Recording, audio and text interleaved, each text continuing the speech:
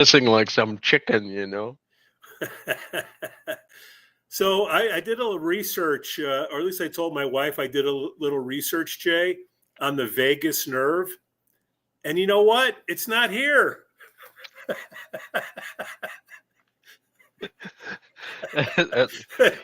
It's so vague you can't even find it, you know. Where So, I'm still looking for it, Jay. Where's the vagus nerve? well, actually, you'll see lots of diagrams of the ascending and descending connection to the organs and so forth in the diagrams, and it goes up into the brain, but they don't show where it goes. But It winds up over here. you actually have vagal control via the insula, the insulae. They both of them. The sympathetic parasympathetic balance basically is between right and left insula and how they balance out.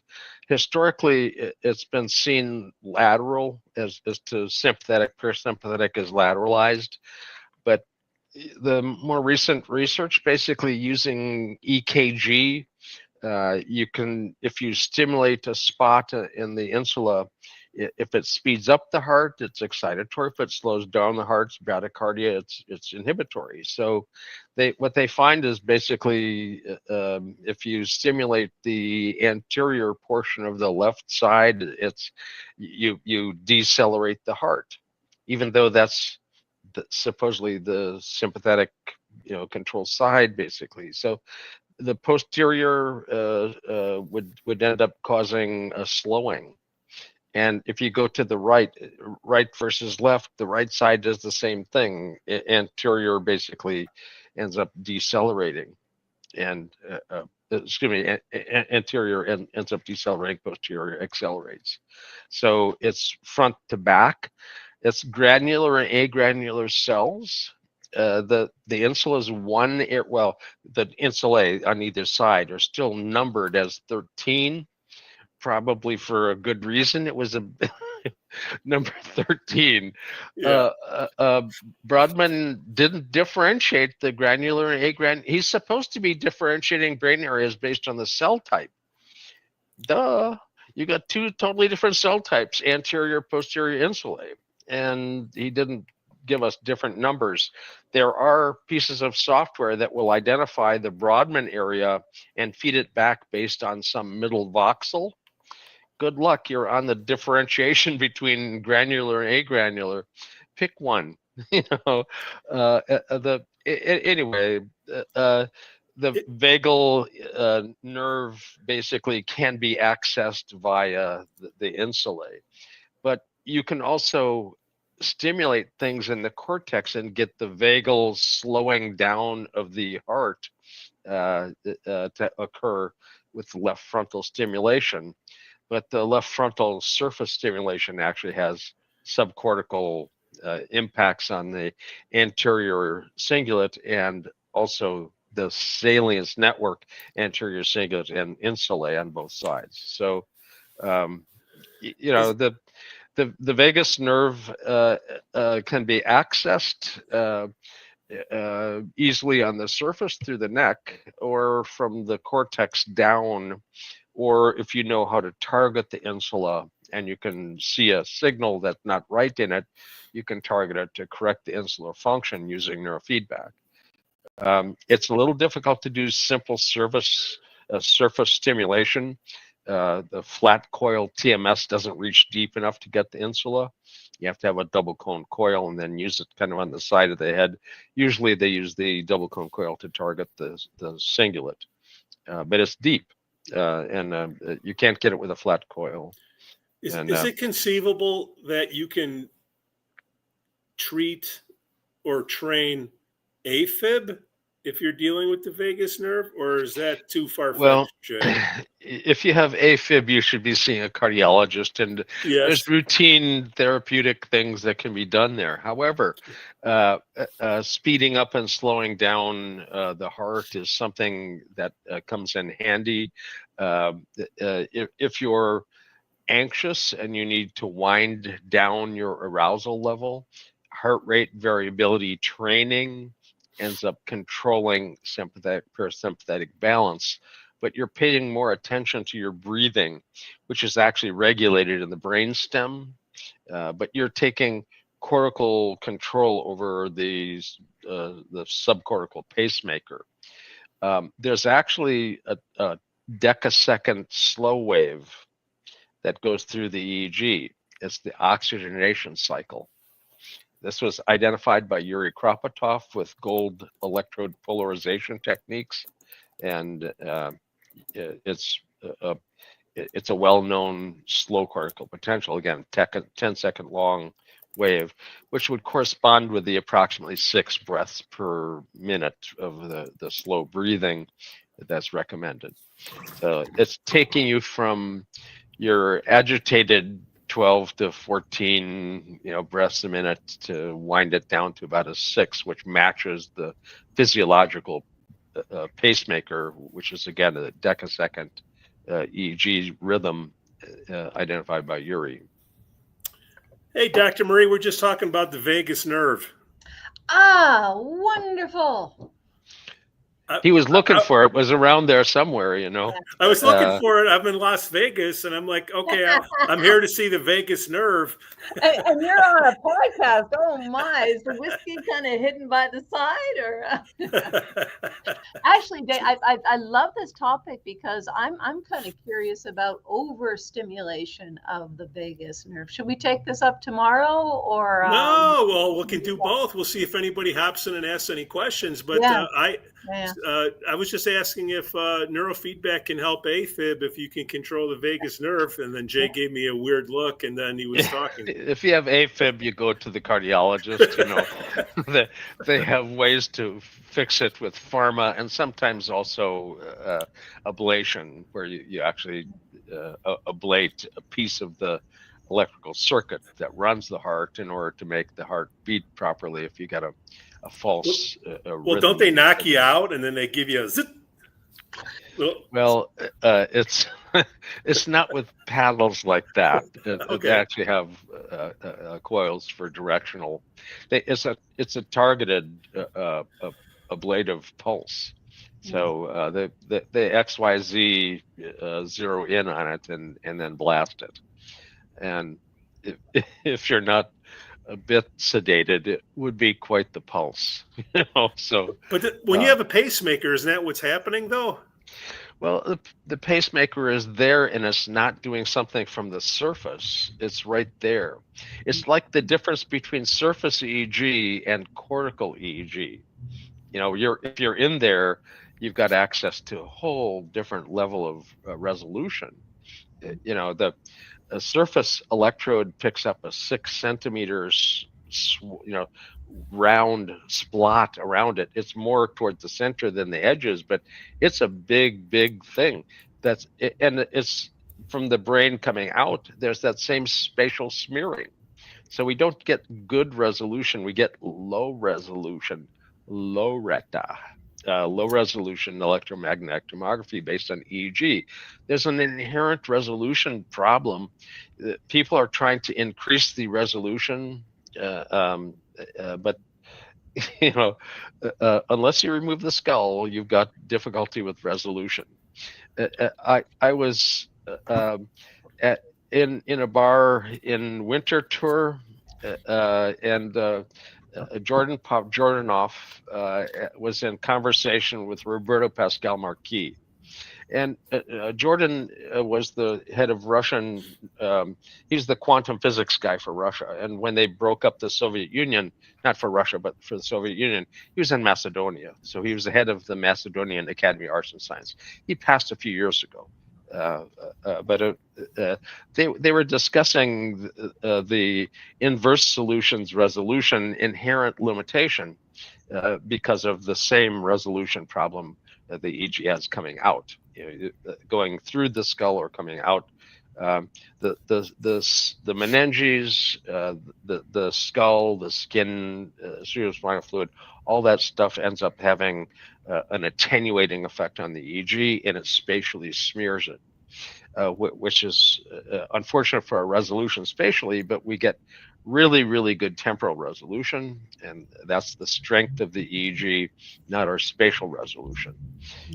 In fact, our temporal resolution gives us the skill to be able to actually see things that would normally be kind of skipped over in the raw EEG. Now, this is me saying that the QEEG can do some things that are better done with Q than EEG.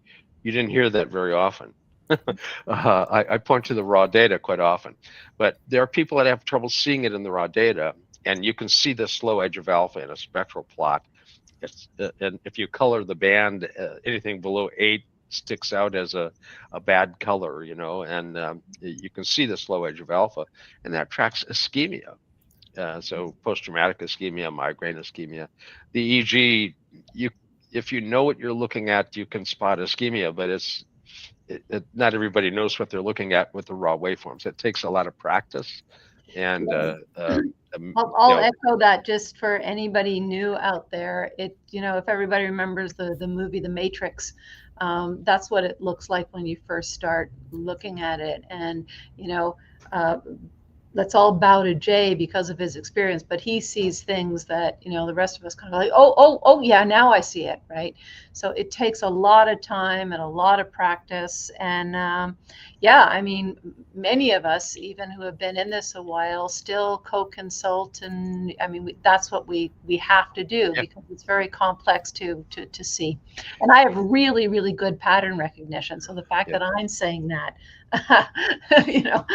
it takes thousands and thousands and thousands of exposures for EEG to start to actually comprehend what you're looking at well. Yep. And, we have an order. We have an order in the kitchen, team. What is the use of high beta, and why do we have it? Welcome again, Adelita Montero, Live Psychological Podcast. Hopefully, we send you 2 users your way. So, basically, high beta could mean a bunch of different things. So let's get some ground rules of what high beta might be. You can have low frequency beta or high frequency beta, and that's one kind of high beta, higher frequency beta. Mm-hmm. The other one would be higher intensity, more microvoltage in the beta. Now, beta is only going to be so big, inherently 1/f. The faster you are, the smaller you are, and beta is fast, so it's inherently going to be fairly small. You can't expect it to get big, but you can have more bursts of beta per unit time, and the magnitude of beta will look like it went up. So the QEEG can show beta going up, but the raw waveform, the beta is inherently a small piece of it. So the high beta with voltage being high usually means that there's a densification of the spindles at a specific frequency. Spindling excess beta. And spindling excess beta is a specific form of beta intensity. It was initially identified by Fred and Erna Gibbs in Lennox's lab in the early 1930s, right after Berger found the EEG. They saw that they could see beta spindles in epilepsy. Now, spindling excess beta, it's usually very high teens, 20s, sometimes up into the 30s, but a spindle has a center frequency with a narrow surround. It'll be a peak in the spectra. And if you have beta spindles and you see it in epilepsy, it's the tonic form of seizure for an epileptic, where they're rigid, or the tone is rigid before the clonus, the jerking motions of the seizure. So when you see a seizure discharge in the EEG, before the spike in wavy portion, you'll see beta spindling. That's the tonic form of the seizure before the clonic form of the seizure in a tonic-clonic seizure. Now, beta spindles were identified in epilepsy, but they also see them in non-epileptics. So they're not diagnostic. They're transdiagnostic. They indicate easily kindled cortex. And you can see that in bipolar disorder. You can see that in some forms of ADD. It cuts across the DSM, because the DSM is not real. It's an imaginary thing that doesn't have a basis in reality other than stories that are told. You know, if you tell a story, you get categorized with something in the DSM. It doesn't predict anything. So forget about categorization. Think about predicting treatment. That's what's important, not the categorization. To hell with the DSM and the categories that it has in it. We can see the brain's function. We know where it's not working right, and we know how to get it working right transdiagnostically, because again, the diagnosis isn't real anyway. Welcome, Tree B. Another order in. Very broad question. Any experience research you can share on how neurofeedback affects acid reflux related digestion problems? Well, I can start on that one and then tip over to the Master J. Yeah. But, you know, acid reflux, like many things, can tend to be associated with higher arousal and or anxiety. So sometimes just simple quieting, follow the cue, see where the agitation is and help to bring it down. Now, you know, sometimes it goes a little too far, and, you know, the EEG or neurofeedback isn't the way to go. And sometimes you can introduce bio, but that's my intro. You want to take over from here, Jay? In fact, if you have a gastrointestinal reflux, you need to basically look at one thing beyond just the symptom, and that's whether it occurs at night. If you're having obstructive apnea, your attempt to breathe will actually bring up digestive fluids. You'll end up with a taste like you just threw up in your mouth. And that's the reflux. And if it's because of obstructive apnea, you have to get that fixed. You don't worry about the pill to stop the acidity or anything like that. Fix the problem at night if you have obstructive apnea. If you have obstruction, there's a whole bunch of ways to get the obstruction fixed, but that's a core problem for a lot of the people that have what sounds like simple gastro reflux problems. You pay attention to the production of the acid, the level of arousal, things like that, but please don't skip looking at your sleep. Sleep is foundational to a lot of disorders, including a lot of people that have GERD, the reflux. So, well, we're on the common, what is it, prasinol or whatever that's prescribed. Anybody know the effects on the EEG? That just kind of came up. It's a tricyclic antidepressant with strong antihistamine effects, so it's probably reducing frontal alpha because of the serotonin from Jay's phenotype paper on ADHD. I recall that. Sorry, the antacid is? It slows the alpha as well.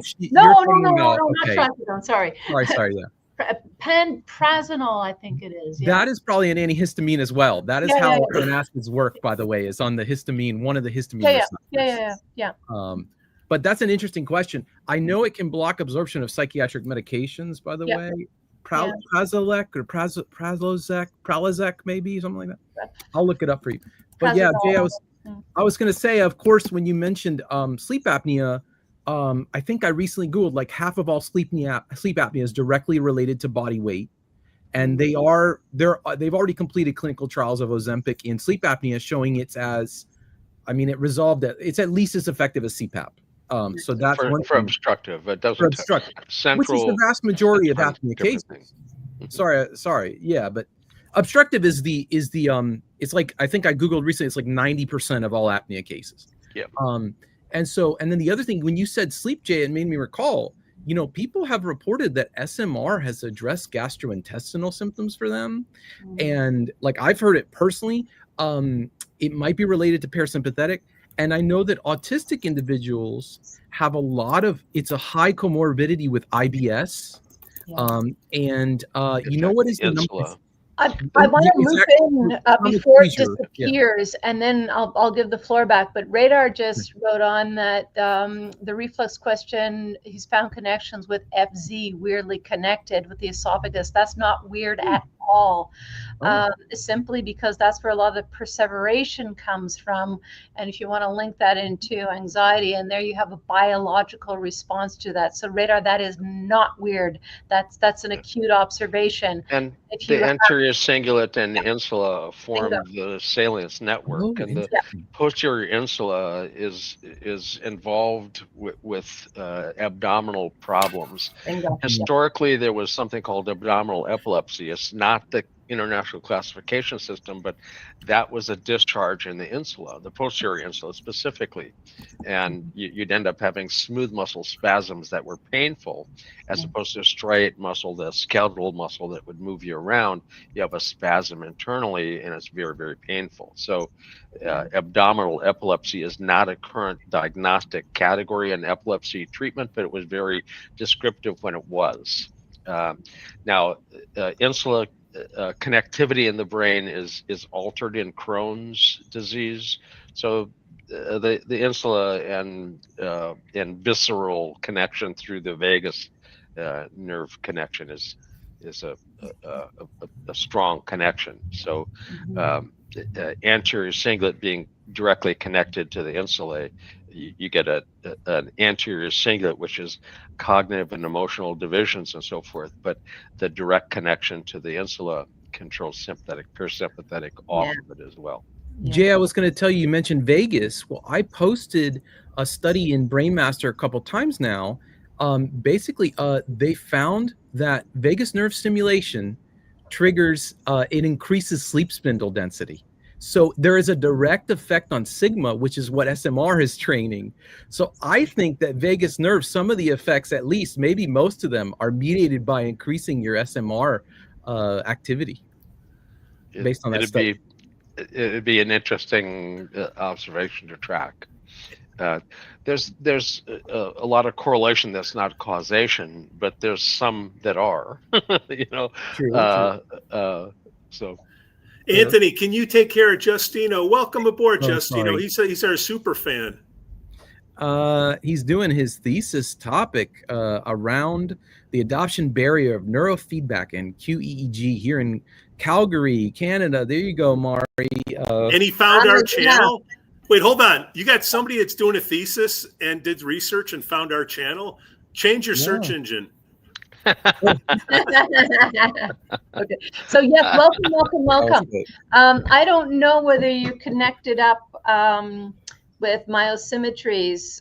Dear Dr. Donaldson or Stu, unfortunately passed, but Mary is continuing on, and Shohil now has the, along with Mary, has the helm of the clinic. So reach out to them.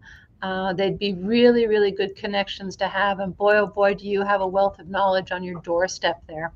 Yes. Back channel or fire me an email for the intro of the connection if you'd like. They're great folks, and they really know their stuff. That's cool. All right. And then he was talking about barriers to adoption, which I know we've talked about at length. I just can't get away from what Dr. Hill said one time, which is that because this is not patentable, the financial incentive is there. No one can really accumulate the $5 million to do a real, silver bullet clinical trial or smoking gun kind of trial. Not that we should need that necessarily, but to get the institutional and the inertia, the bureaucracies to change. That's my 2 cents. You guys go. Yeah, there's not enough money in it, and I mean, we can talk about US versus Canada, but in Canada, we have a major issue here in the positive, in that, a lot of our healthcare is free or extremely low cost. And when an individual engages in private services, they're really going outside of the box. And there's a bit of a resistance to pay for something when a traditional medical route would be paid for. So that's a major barrier in Canada. Now, that said, we're almost kissing 30 years in practice in Vancouver. So we're obviously doing something right. And we have a steady flow. But, we'll see. We'll see. I mean, there were years ago, I don't know, we had our own little internal conspiracy theories about how the pharmaceutical company was going to come, or companies were going to all come and chop our heads off because we were going to be reducing all their profits and things. But, no worries, they're way too big. But I really trust if we keep the science pure, the science pure, and the art continuing to develop along with the research, it's a nice slow creep. But what we have to do is really, really make sure that our barriers are high for the creep of unqualified people. Ding, ding, my soapbox rings. Hey, Jay, Radar wants to know, you got any books or resource recommendations on understanding EEGs for people who are complete noobs like me? It's a steep learning curve, but my Facebook page has over 24 90-minute lectures by a wide variety of people: Lou Barr, Tom Kalura, Philip Zeman. I mean, it's not just me. I've got quite a few there too, maybe a dozen or so. These were all CE unit 90-minute talks through APA when they were still being sold by my company. But when we shut down the educational section of the company because we were spending $30,000 a year more than we were making on it, we didn't intend to make money on it. But when I saw that we were losing $30,000 a year, we shut that down. I can more efficiently donate that somewhere, and there's a lot of educational opportunities now. When we started, they weren't that many. So,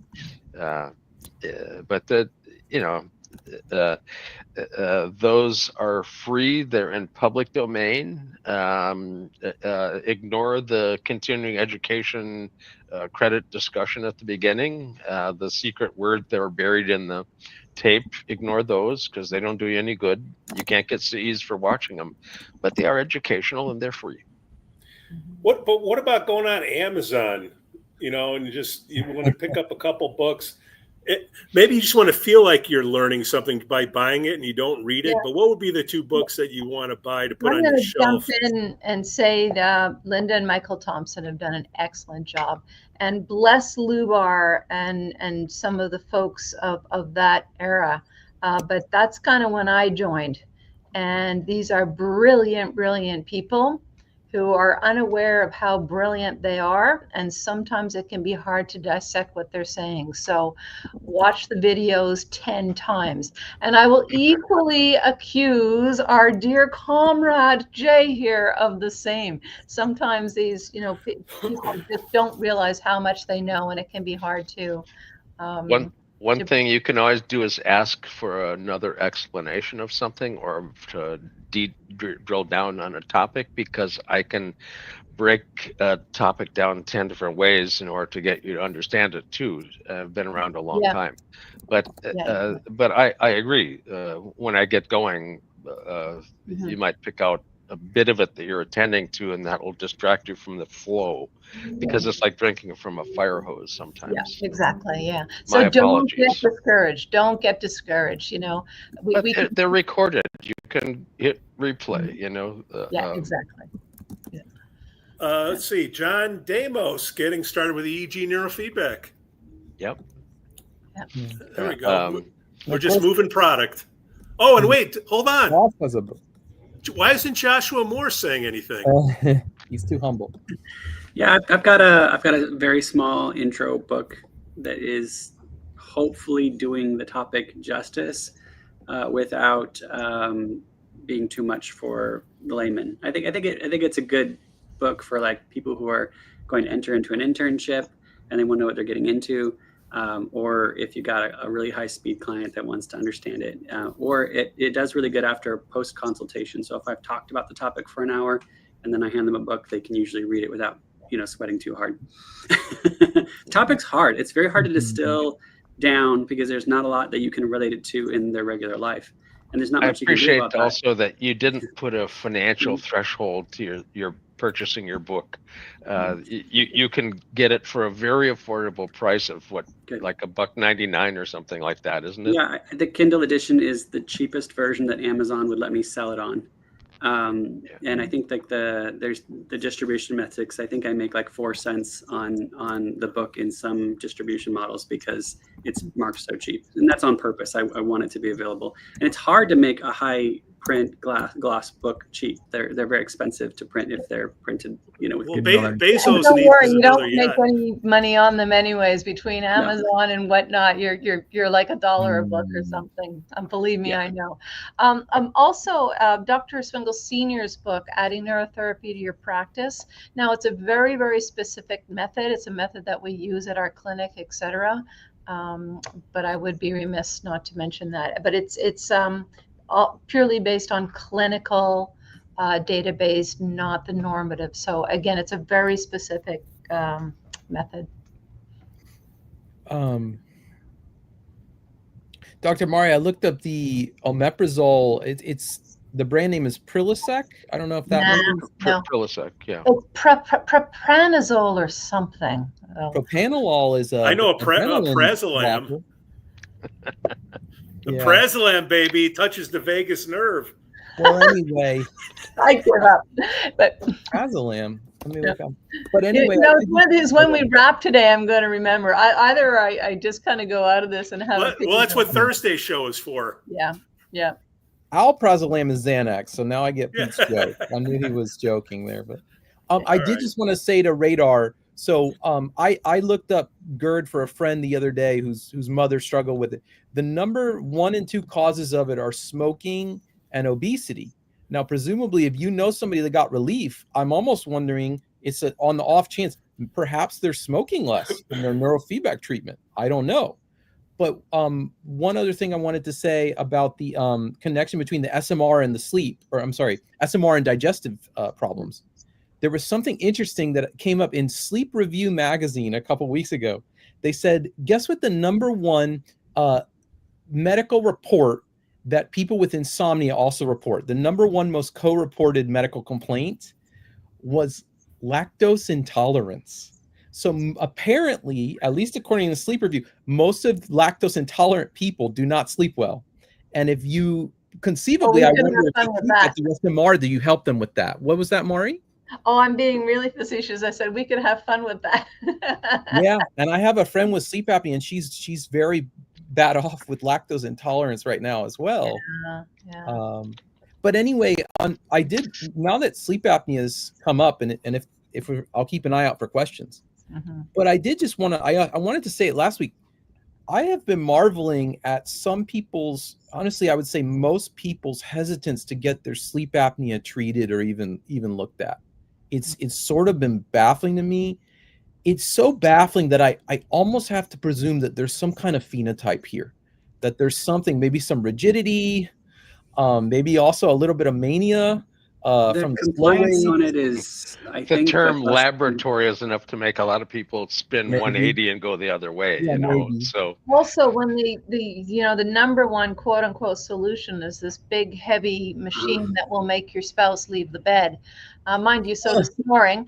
The snoring does too. Yeah, that's what I said. Mind you, so does snoring. But I'll tell you also. Yeah, go on. Well, no, I think, we're talking about neuro, but I think we should be all encompassing here in terms of, we talked about lifestyle, we talked about obesity, so essentially overeating, we talked about smoking, we can throw in alcohol here, right? We can talk about all the other things that kind of arouse us in the negative way before going to bed. I'm going to get on my second or third soapbox, which is essentially excessive interactive screen use, right? And there's a big, I don't know, maybe we can chat a little bit further, but a lot of people, when they hop into bed, they're essentially passing out. They're not going through the stages and phases of sleep. And I even wonder what, quote unquote, passing out is doing to our systems, as opposed to gently fading into sleep. And I think, any grad student out there, I think that's probably a really, really good topic to have a peek at. Right, we're either hyper aroused when we get into bed and we can't sleep, or we're in this crash pattern, passing out. Neither are really helpful. There's a book written by Gerald Ulrich, who's a psychiatrist in Berlin, retired for quite a few years now. But his book is about theoretical interpretation of the EEG, specifically the vigilance model. And I think that ends up being something that is seen with people that have sleep disturbances. The sleep staging, going from awake to stage 1, orderly manner, and then into stage 2 sleep.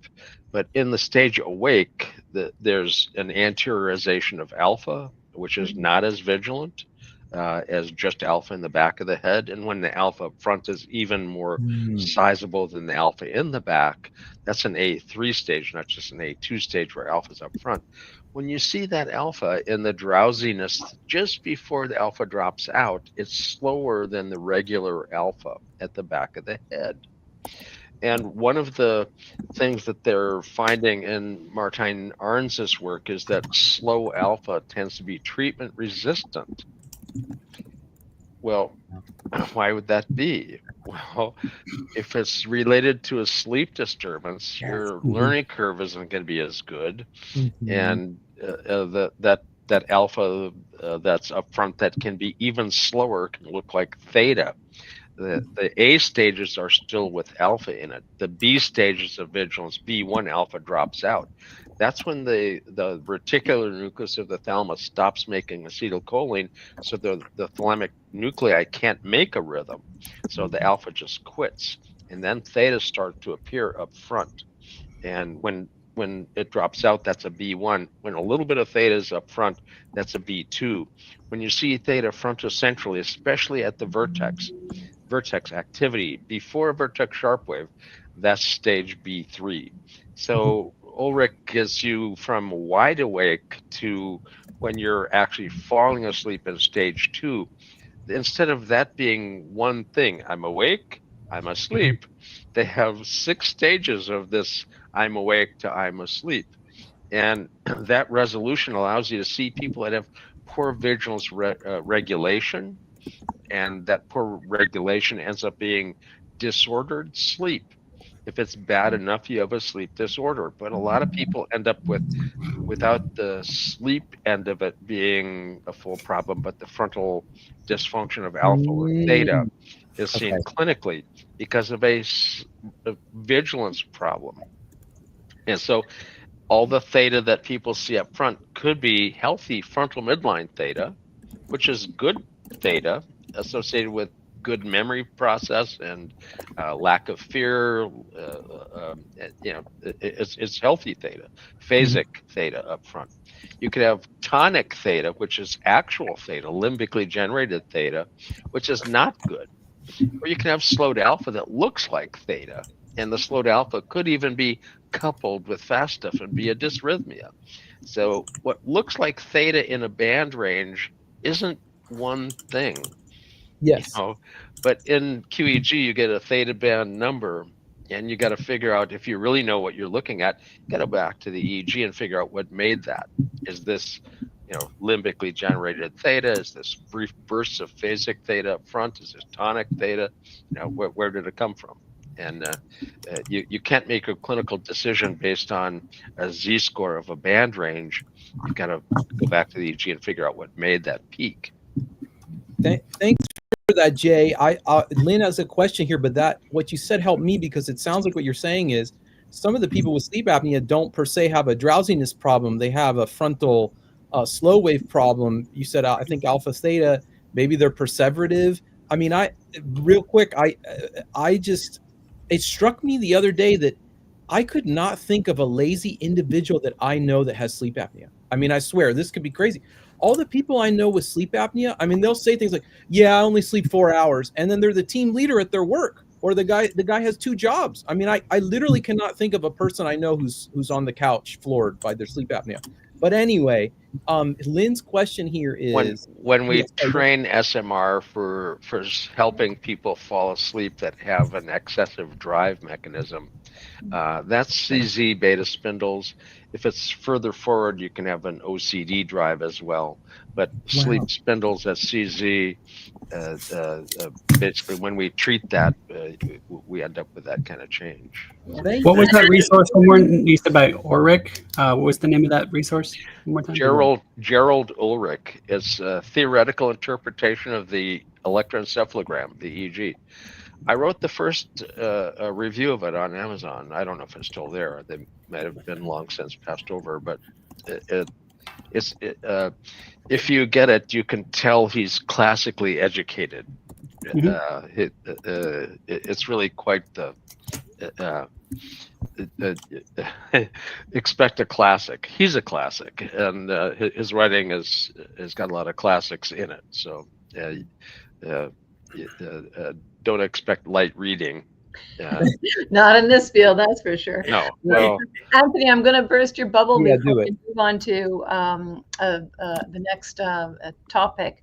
That in terms of client profile, I do see a lot of individuals with apnea who are just exhausted. I wouldn't say they're lazy, but their production and their ability to produce their exhaustion is just whoop. Yeah, it's got to be affecting them. Lynn had a question here.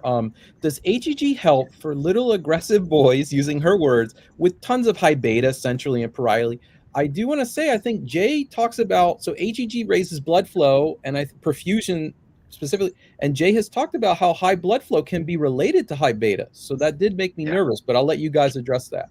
Yeah, if you see beta spindles that are spindling excess beta, you'll probably have hyperperfusion, and HEG can train that down. Most people that are training the frontal lobes with HEG are to increase the perfusion, which for alpha or theta is great stuff. But if you have a beta subtype, the behavior looks the same. Hyperactive little boys, but you can be a little girl and be hyperactive too. Feel free. I know nothing about that.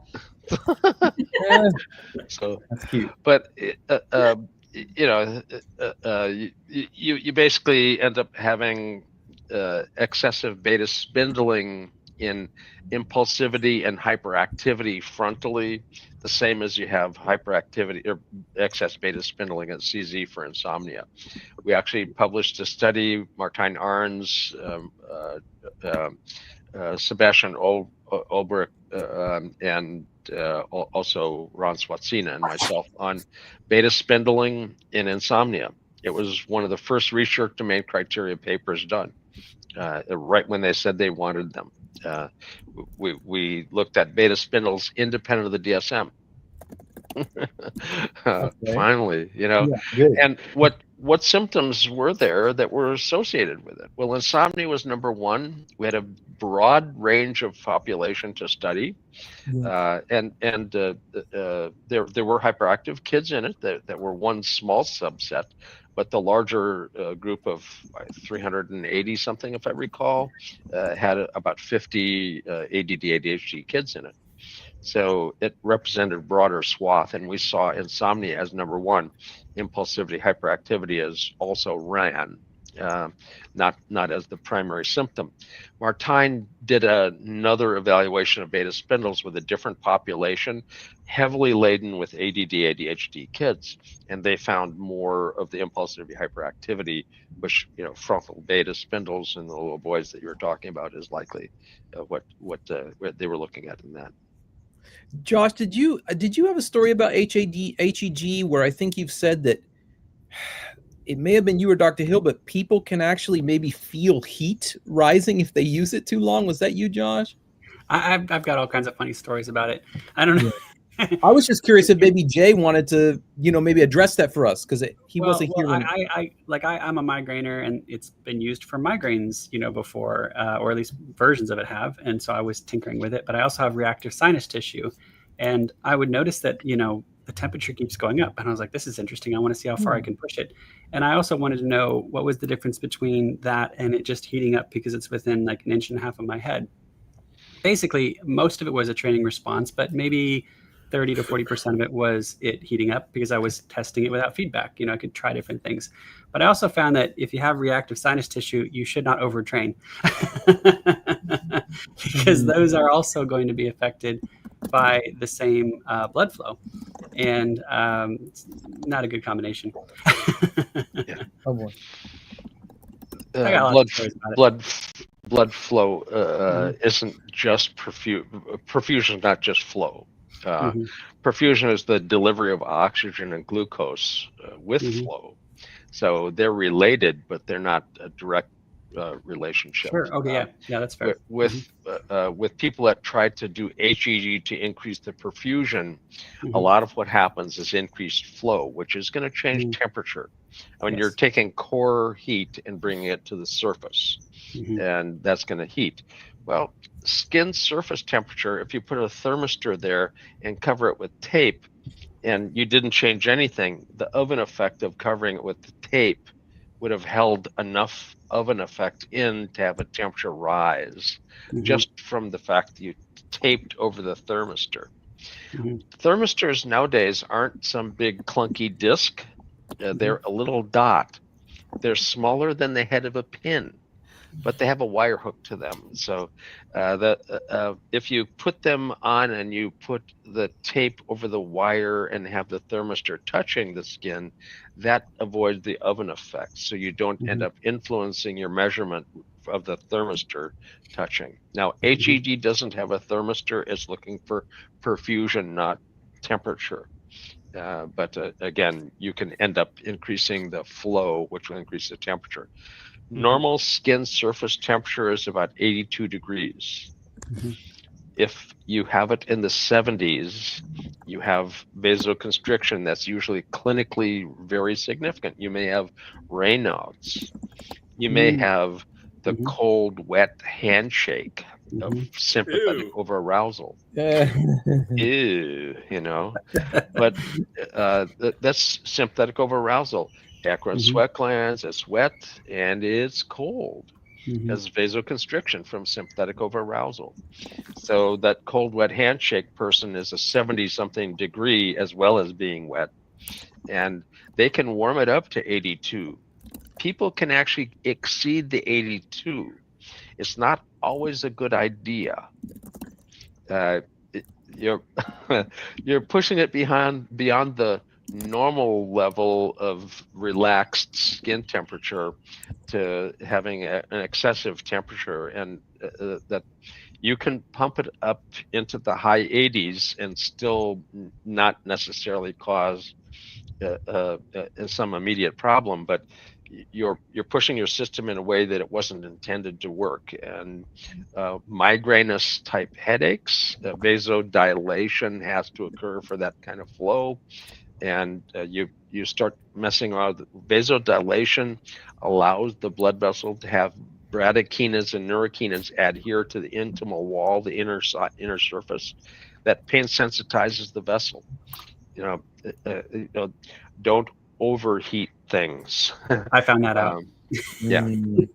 Jay, and warming it from the 70s up to 82 is absolutely a fabulous way to get rid of vasoconstrictive migraine and cluster headaches. I was really curious. Cluster headaches are totally different neurochemistry, but they both respond to blood vessel trainings through sympathetic training with temperature. You can train sympathetic parasympathetic balance with HRV and not have to have a thermistor. So there's other ways to get it. Wow. So HEG is quick. Well, Lynn she wanted to repeat her question because I think with we can bear overwhelm people potentially. She asked this is Lynn about she wants to know, I think she wanted to know, would HEG help a little boy, an aggressive little boy with a lot of parietal and central high beta, I believe. And I think Jay's answer was because it helps with perfusion. Yes, it could do that. It could only if you train down. Train down, and not all devices can go to the beta. Okay. Yeah. Thank you, Jay. Again, most people with HEG intend to increase the perfusion frontally to get rid of alpha or theta. If you have beta, increasing the it's not necessarily an increased perfusion is going to be the right thing at that point. I can't believe a conversation would get taken off the rails with this group. No, neither can I. That's cute. So So as I'm working on my vagus nerve at the slot machines here in a couple hours, Joshua, where can I? Don't tear a rotator cuff. They'll have you outside as a neon sign, you know. So. Well, the animal attraction trainers keeps following me around. Joshua, what? Tell us about your workbook. Where can we find it? What's going on? And you got your book that's coming out. Well, I'm working on a few things. But the Intro to Neurofeedback, or it's a Neurofeedback for All, a Beginner's Introduction, can be found on Amazon, and it's like $2.99 for the Kindle. So if you can tolerate Kindle, it's super cheap and it's designed to be accessible. And it does print in a physical copy, but it's a high gloss, high resolution print, so it's a little expensive, unfortunately. You want to sell a lot of them? Make it $299. No, it's not. No, it's got a lot of pictures and a lot of illustrations. Is that Sky? Wait, hold on, Sky's on the phone. Oh, funny. Mm-hmm. Oh, yep. He said PetSmart. He doesn't like the selection. And then we're working on some workshops for phenotypes where we're trying to cover each phenotype for a few hours. We've got an orientation module out. We've got the low voltage fast phenotype out. We're about to release the frontal lobe disturbances phenotype. It's going to take us a year to finish all of them, but we're going to take our time and do it right. And that's on your YouTube right now, I think you said, John? No, it's on its own workshop forum. Okay. There's a link that I think you'll put in the what's it called? He'll put a link in there. But give me the link now, Joshua, when you're done, and I'll put it in here. We'll just so we got a record of it for sure. the show. I'll do that. Mm-hmm. Is that Anthony? Yes, I'm still curious. Is that workshop, Joshua? Are people like us able to log into that, or is that something that you're beta testing with people? Yeah. I'm happy to beta test it for some practitioners. So we can chat. Let's chat off the air, and I'll happily coordinate that because I got to register you and put you on it. So, okay, thank you. And I know you've emailed me, but I didn't know. Yeah, so I appreciate it. You're good. And then yes, I try to post all the new I guess research that I find in the Brainmaster group and the Science and Technology Discoveries group, and so that's me, guys. Thank you, guys. There was a question from Adela. Does anybody know if the Western Association for Biofeedback and Neuroscience is now closed? I thought I would throw that in. No idea. Yeah. Sorry, Adela. Well, we'll look into it. There you go. The Western Association for Biofeedback and Neuroscience. I was president of that, and I was president of the California Biofeedback Society before that became the Western Society. But that has basically been absorbed into AAPB as other state chapters and state societies have kind of faltered. AAPB was kind of the mothership that was helping them, and they've absorbed quite a few small societies. The Northeast Regional is still going, Mid-Atlantic is still going, there's a Florida Society, there's a Texas Society, there's a Great Lakes one as well, but the Western Regional, we always had good meetings, but the ability to run a small organization is you have staff and income, and it's called capital. There's no budget for it. So Tiff Thompson was our last executive director. It was running well, but again, unless you've got enough people and enough money and whatnot, that eventually is going to fail. It just takes one real bad year with bad planning to end up collapsing a small society. Jay, just a little quick side note on tomorrow's show, our Thursday show, Tiff Thompson. Oh, amazing. We'll ask her. So. Dr. Marie, I got problems in my sleep. Yeah, given that we were talking about this, we have our Swingle Sonic app, and we've got the data solid. Two things that it targets is the theta beta ratio at 0.1, as well as the high beta beta or the gamma beta ratio at FZ. So essentially it quiets, and it helps people get into stage 1 sleep. And again, this is research-based, folks, and we're really, really proud of what it does. It's a training. People use it for training more so than for treatment per se. And it's a real compliment to the neuro. We have tons and tons of folks on it, and it's really doing some good stuff. So we're proud of it. It's called Sleep. Self-explanatory. The Sleep app. Jay, after I get done with my vagus nerve here in about a month, you got any rockin' birthday parties I can go to? Well, if you pop into Sassoon City on the 8th, there'll be a little reception that precedes the 9th, 10th, and 11th, which is neuroscience. And on the 11th, I have my birthday party. And the whole thing has, because of my eye surgery this year, it's got a Gunkelman's Island theme, kind of like Gilligan's Island. So expect coconut bras and grass skirts and all sorts of hijinks being done. And the science is the real thing, but so is the fun. We intend to have a lot of good science and a lot of good times. So pop in for the birthday party and catch a little neuroscience on the side. Pete, before you round it up, there was a really important question that just came up. I don't know about APA and why biofeedback and neuro was only. Then you should read it, Dr. Marie. Go. Oh, okay. Well, we could do it next week. Oh, we still have 5 minutes. Go ahead. So I was on the board of AAPB when all this was going on. And in fact, so this was from 2016, 17, I'm going to get my dates wrong. And our primary mandate was to get the APA to re-recognize biofeedback and applied physiology as a proficiency.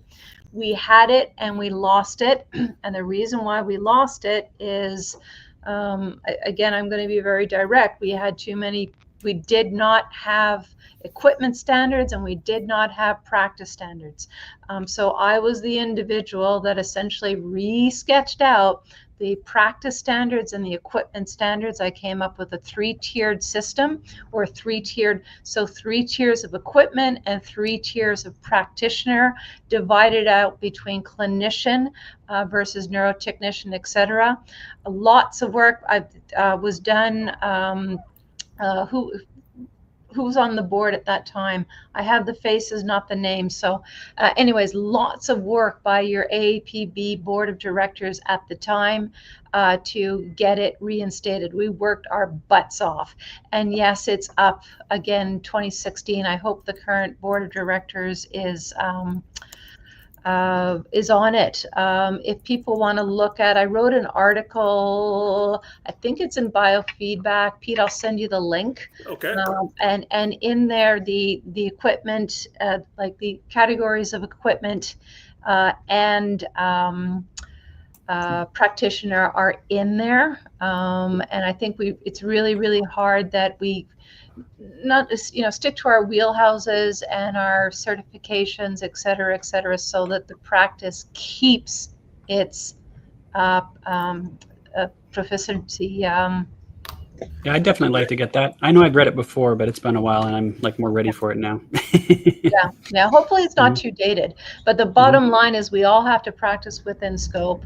If you don't have the proper letters next to your name, work in a group or with mentors. I mean, we don't want to keep people out of the profession, but we want everybody to recognize their limitations. Just the way I shared, with Jay, I can't read the EEG, the raw he does. Nobody can, So we all have to start somewhere and lean on our mentors and our pioneers to increase the knowledge and the wisdom.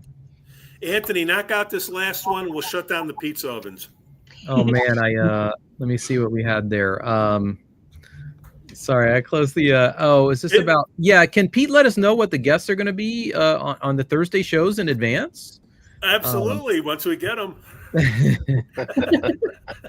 I figured that'd be the answer. Yeah. It's one thing to have it recorded on a Thursday. It doesn't show live like this, So.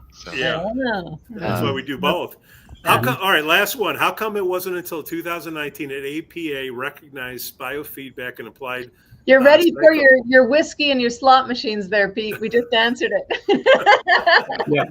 Is that it? We covered that. Yep. It's done. It's re-recognized. Re-recognized. Okay. So guys, we're working so hard to promote and get this. We have to recognize that what can be given can be taken away, right? So really important. Our field still has machines that advertise themselves as biofeedback or neurofeedback devices that are just scam devices. QXZI, Scion or Skyon out of Canada. That's just purely a scam. Anything with the word quantum. Yeah, well, I wouldn't. Non-linear. Oh no! Oh Lord! For don't look at your data. Non-linear. Don't dismiss everything that's quantum, because quantum physics and quantum effects in the EEG are real as well. But it's an advertising technique. It's a buzzword, and if you hear a buzzword, you got to think twice. It might be a bad sign. Maybe not. Or whether there actually is something quantum to it. Sensitive but not specific is the favorite phrase. Sorry, what?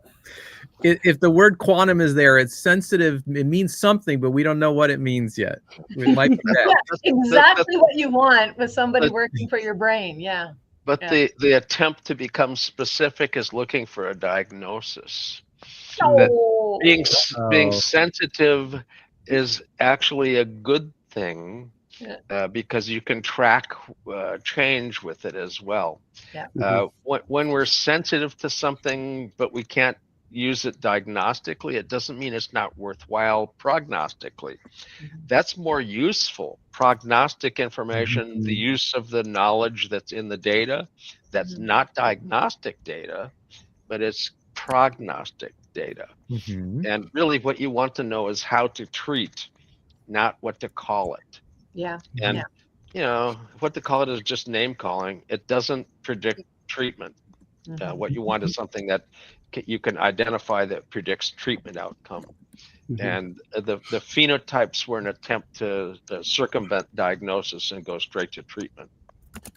I like it. What are you writing up here now? I don't know, but I think the internet's going out. My vagus nerve is acting up, guys. That's hey, everybody. What Jay said. Yeah, go on. All right, go. See ya. Take care of this last one.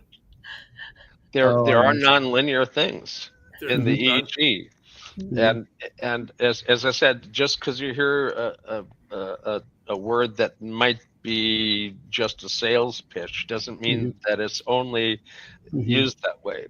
There are based on something, and that's what pisses me off. Yeah, there are quantum effects in the EEG. Jordan Jordanoff passed a few years ago. He taught me quite a bit about quantum effects in the EEG. He was the head of quantum physics for the Soviet Union, and actually wrote papers on EEG, the point of entropy in the EEG, how to calculate it, things like that. I mean, it's so yeah, there are real nonlinear quantum things in the EEG. Nonlinear analytic techniques apply at the edges of EEG function, not for the routine operations. Things look awfully linear when you start to look at them, but in the extreme, at altered consciousness, epilepsy, things like that, now you're talking nonlinear. And chances are that a person that took a 2-hour workshop and bought a piece of equipment doesn't know about this. Yeah, that's good. Yeah, they paid their $1,600. I saw an advertisement on for somebody trying to sell on the listserv a QXZI related device, and I basically posted a comment that this is not really a neurofeedback device. This is a scam. And it's not something to invest in. And it was removed. They took it down. Yeah. All right, guys. Thanks everybody for hanging with us every Wednesday, 6 p.m. Central or 4 p.m. Pacific, to the NeuroNoodle Neurofeedback Q&A. And if we didn't get your questions answered, email pete@neuronoodle.com. We got a Thursday show coming up. We'll address them there. Everybody, thanks for hanging. I got some business to do.